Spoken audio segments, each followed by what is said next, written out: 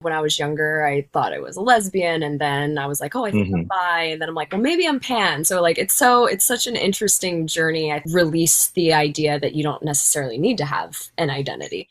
Saw Twisted, loved it. I was kind of curious, with a psychological horror thriller like this, and when you're working on something that is as intense as it is in Twisted, I'm always curious, what does your support system internally look like when the cameras stop rolling? Because it's such high stakes and you can feel the intensity of the emotions.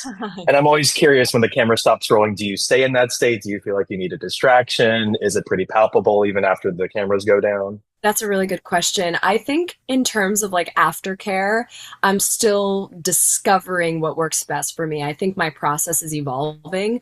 I worked on my previous film before Twisted with a intimacy coordinator whose name was Maria, who was fantastic, and she noticed how my body was reacting, and she's like, "I can teach you some breathing exercises for that because you put your body through this enormous amount of stress, and your brain knows that it's not real, but your body doesn't." And so Hmm. I sweat a lot. I feel like I smell on set. I'm like hyperventilating. So I try to just turn it off immediately. Like I feel my body drop as soon as I hear cut. Like I go from here to here.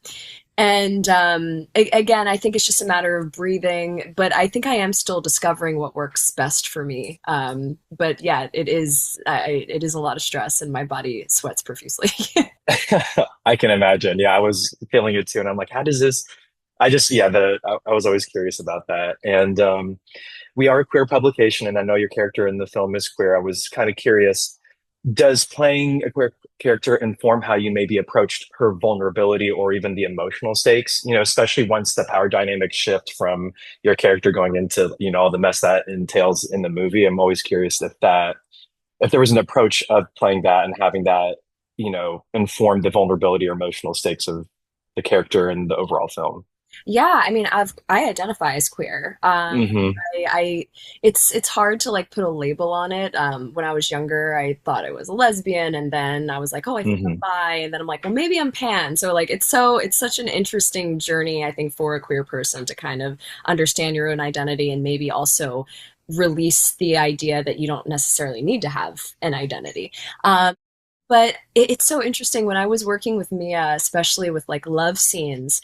I found myself, and maybe it was because I was working with a woman. I was kind of like, "Is this okay? Like, are you okay with it?" And Hmm. she was so funny. She was like, "Just, it's fine. Just touch me. It's okay. Like, you don't have to." Like, I found myself being much more delicate in a queer relationship than like a hetero relationship, where I'm like, "This is Hmm. fine, right?" And you don't care. So I think we also came from a place of like true deep connection and love where I didn't really have that a lot with some of my more hetero roles in the past. We were talking a lot about connection and what exactly that means for us. We created memories with each other. We discussed like how we met, who approached who, like what kind of music do we listen to. So I felt like it really came from a place of connection, and you're absolutely right, like vulnerability. Hmm. Felt like a best friendship that turned into this beautiful romantic love. It was one of my favorite couples to play for that reason. Yeah. It's so nice to explore because I think there's a lot about Paloma that I've given her memories wise that I think Hmm. aligns with my queerness as a young person.